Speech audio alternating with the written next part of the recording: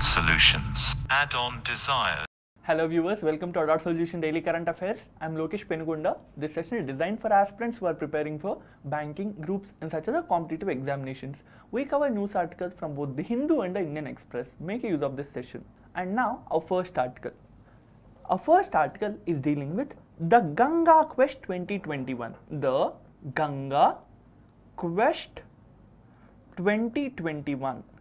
This is a online quiz competition conducted by the National Mission for Clean Ganga.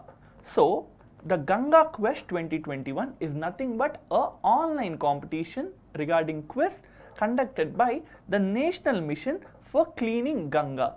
You should note that this Ganga Quest will not only deal with questions and quiz regarding river Ganga, but also it will deal with other rivers and environment as a whole. And from last few years, this is being conducted annually by the National Mission for the Clean Ganga. So, we'll see about this NMCZ. The National Mission for Clean Ganga was launched by the Union Government in the year 2014. So, from the name itself, you can understand that this is a mission to clean river Ganga. So, we'll see the objectives of this mission in detail now. First is to reduce the pollution. So, the first objective is to reduce the pollution. We know that every year millions of liters of untreated sewerage water is released into river Ganga. So, there is no proper treatment of sewerage water in the states such as Bihar, Uttar Pradesh and West Bengal, and as a result of it, millions of liters of untreated sewerage water is released into the river Ganga. That's why there is huge pollution in this river, and not only this untreated sewerage water is released, but also untreated industrial effluent is also released. So we have many industries that are located near Ganga, and the waste which is produced in these industries are being released into the river without proper treatment. So both these are reasons for pollution of this river. So first objective is to reduce the pollution. Second objective is to conserve and preserve river Ganga.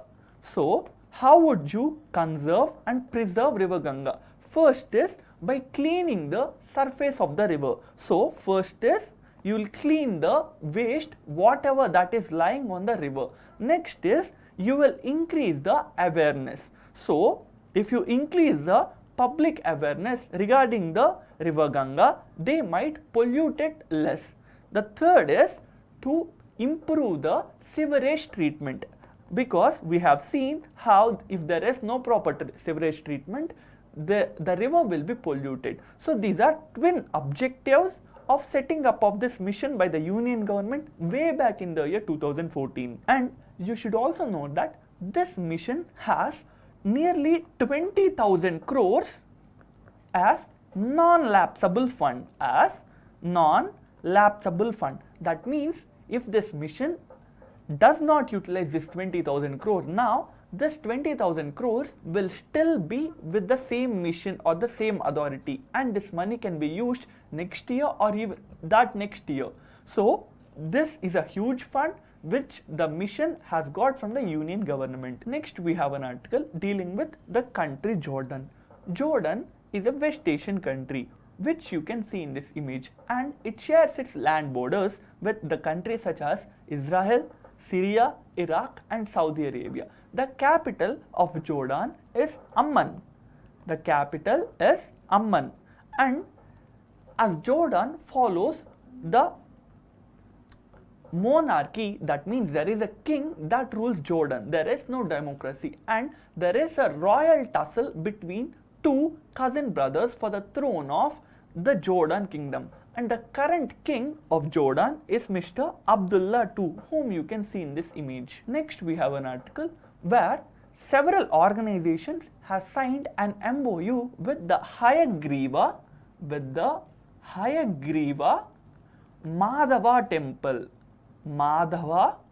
temple to preserve the black soft shell turtles. So first we will see the black soft shell turtles. You can see in this image the black soft-shell turtles, these are freshwater turtles and they are endangered and rare, and they are currently available in the Hayagriva Mandava's temple's pond. So we know that there are several temples in India which has a pond which is nothing but a small water body, and in this pond this black soft-shell turtles live.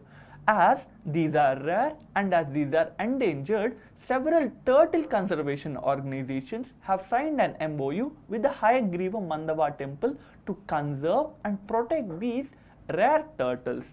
So you will see where the Hayagriva Mandava temple is. It is a temple in the state of Assam, and the organizations which have signed an MOU with this temple are the Turtle Survival Alliance India and Help Earth. So we have two NGOs that are the Turtle Survival Alliance Earth India and Help Earth. So these two organizations along with the Assam government along with the Hayagriva Mandava temple has signed an MOU to protect these turtles. Next we have an article where the Ministry of Culture has stated that it will celebrate the International Yoga Day at 75 cultural heritage places, this year. So when is the International Yoga Day observed on? This is observed on June 21st, which is today. And you should note about the title or the name given to this initiative. The Ministry of Culture has stated that it will observe and celebrate the International Yoga Day at 75 cultural heritage places with the title of Yoga and Indian Heritage. So the title given for the celebrations is Yoga and Indian Heritage.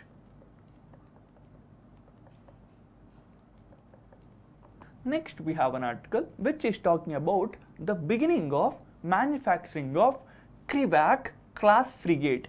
So what do you mean by a frigate? A frigate is nothing but a warship. So they are naval warships. So you can see in this image how naval warships generally look like. So what do you mean by Krivac class? In anything you might have some categories. So similarly when it comes to warships there might be different categories. One of them is Krivac class, and this is also called as Talwar class. So in Russia where this warship was generally first manufactured, it is called as the Krivac class, whereas India call it as the Talwar class. So we'll see about the Krivac class frigate. In the year 2018, Indian government has signed an agreement with the Russian government, wherein 4 Krivac class warships will be sent to India. In the sense, 2 will be manufactured and will be sent to India, and 2 will be manufactured locally. So we are in total buying 4 Krivac class warships, wherein 2 will be manufactured in Russia and sent to India. The other 2 will be manufactured in India, and the Russian authorities will transfer the relevant technology. So as this is an innovation by a Russian firm, the Russian firm, according to the deal, will have to transfer the technology regarding how you can manufacture this warship. And the Goa Shipyards Limited and the Goa Shipyards Limited, which is a warships manufacturing firm based in India, has been producing or manufacturing these warships after the technology transfer. So for the first time in India, the Goa Shipyard Limited is manufacturing this complex and very powerful frigate or a warship after the Russian firm transferred the technology to this Goa Shipyard Limited. Next we have an article dealing with a special scheme called as Ashirvad. Ashirvad is a new scheme launched by the Odisha government, and according to the scheme, children who has lost both their parents for the coronavirus will get a monthly income of 2,500 rupees till they reach the age of 18 years. So whomever children who lose their parents due to coronavirus living in Odisha, they will get 2,500 rupees income from the state government till they attain the age of 18 years. So this is the Ashirwad scheme by the Odisha government. Next we have an article dealing with the agricultural exports from India. In the financial year 21, the agricultural exports of India are nearly $41.8 billion. So Indians, that is from India, we have exported agricultural commodity product worth $41.8 billion, and of this $41.8 billion, $8.8 billion are through exporting of rice. So whatever money you are able to generate, 21% of this money you are getting is through exporting the rice. So if you have a question which is asking about the highest exported agricultural commodity from India, then it is the rice, whereas the second highest exported commodity from India is marine products. So we have fisheries, which is an important export related item in India. So first is the rice, second is the marine products, third is spices, fourth is the buffalo meat, fifth is the sugar. So these five are the largest exporting agricultural products from India. But there is one issue the author of this article is talking about. He states that rice and sugar, which are important exporting commodities of India, they are water and energy intensive. That is, they use a lot of water and electricity. And the author is stating that this may not be sustainable in a long term end. Next we have an article where the country China has stated that it has administered 1 billion COVID vaccine till yesterday. This is a significant achievement. Considering the fact the world over only 2.5 billion vaccines are administered. So of the 2.5 billion vaccines that are administered, 1 billion are administered only in the country China. That means 40% of the COVID vaccinations are done only in the country China. This is a significant feat achieved by the country China. Next we have an article where the Lakshadweep administration is planning to move their Union Territories jurisdiction from the High Court of Kerala to the High Court of Karnataka. So we'll see about this jurisdiction.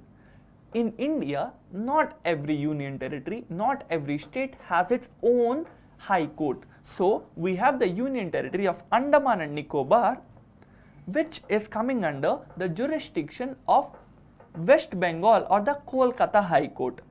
So Andaman and Nicobar Islands does not have its own high court. Its jurisdiction lies with the Kolkata High Court. So similarly, we have the Union Territory of Puducherry, whose jurisdiction will be under the Madras High Court, Similarly, the Lakshadweep Union Territory comes under the Kerala High Court.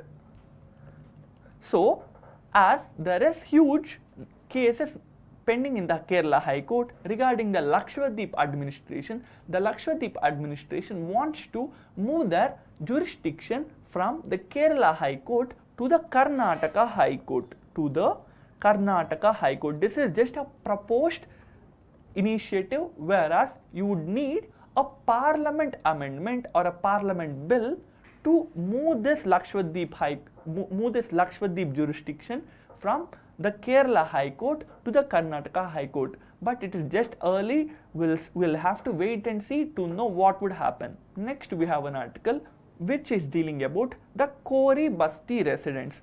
Kori Basti is a village or an area in the Aravalli mountain ranges. So we have the Aravalli mountain ranges, and this land in the Aravalli mountain ranges generally comes under the government, and illegally several thousands of houses are constructed in this eco-sensitive area, and the Supreme Court in this week's judgment has stated that these illegal encroachments in the government land and in the Aravalli ranges should be removed at all cost, and as a result of it nearly 1 lakh people will lose their homes. So we'll see about the Aravalli mountain ranges where this village is illegally constructed.